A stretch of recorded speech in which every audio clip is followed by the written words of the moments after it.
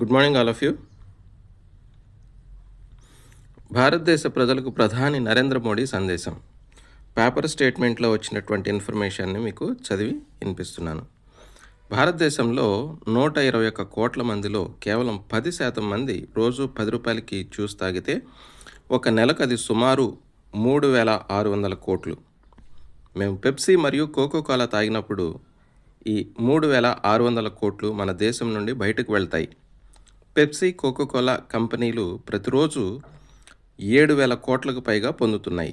చెరుకు రసం లేదా లేత కొబ్బరి లేదా తాజా రసాలను తాగాలని మన దేశంలోని 7,000 కోట్లను ఆదా చేసి మా రైతులకు ఇవ్వమని మేము మిమ్మల్ని అభ్యర్థిస్తున్నాము. ఇకపై మన రైతులు ఎవరు ఆత్మహత్య చేసుకోరు.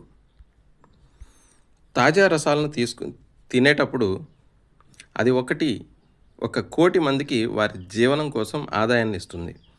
తర్వాత 10 రూపాయలకి లభించే రసం 5 రూపాయలకు లభిస్తుంది. భారతీయ వస్తువులకు మద్దతు ఇవ్వండి. ముఖ్యంగా చెప్తున్నాను సార్, దీన్ని నోట్ చేసుకోండి. భారతీయ వస్తువులకు మద్దతు ఇవ్వండి మరియు మన దేశాన్ని ఆర్థికంగా బలోపేతం చేయండి. దయచేసి ఈ సందేశం కనీసం 3 వ్యక్తులకు చేరిందని నిర్ధారించుకోండి. ప్రవాహాన్ని ఆపవద్దు. అంటే సార్, చిన్న కరెక్షన్, నరేంద్ర మోడీ గారు డైరెక్ట్ సెల్లింగ్ ఇండస్ట్రీని ప్రమోట్ చేస్తున్నారు అని చెప్పడానికి ఇదొక ముఖ్య నిదర్శనం సార్. అంటే మన దేశాన్ని ఆర్థికంగా బలోపేతం చేయడానికి ఈ సందేశాన్ని 3 వ్యక్తులకు చేరిందని నిర్ధారించుకోండి. ప్రవాహాన్ని ఆపవద్దు. అంటే ఇక్కడ ఒక నెట్వర్క్ సిస్టాన్ని తయారు చేయమని చెప్తున్నారు. కంటిన్యూటీ. దయచేసి ఈ సందేశాన్ని మీ అన్ని సమూహాలకు పంపించండి. భారతీయ వస్తువులను కొనండి మరియు మద్దతు ఇవ్వండి మరియు మన దేశాన్ని రక్షించండి.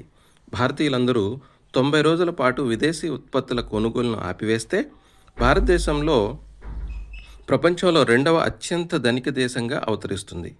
కేవలం 90 రోజుల్లోనేనా? $21 సమానం. మనమందరం కలిసికట్టుగా చేయాలి. ఎందుకంటే ఇది మన దేశం. మన దేశం కోసం మనం నిలబడకపోతే మన సంపద విదేశాలకు వెళ్ళిపోతుంది. మనం చాలా జోకులు మరియు సందేశాలు మరియు శుభాకాంక్షలు ఫార్వర్డ్ చేస్తాం. అలాగే ఈ సందేశాన్ని భారతీయులందరికీ చేరేలా ఫార్వర్డ్ చేయండి. Thank you one and all. Narendra Modi గారు ఇంత చక్కటి సందేశాన్ని మనకు అందించారు. గవర్నమెంట్ ప్రతిపాదించే ప్రతిదీ మనం ఫాలో అవుతున్నాం కదా.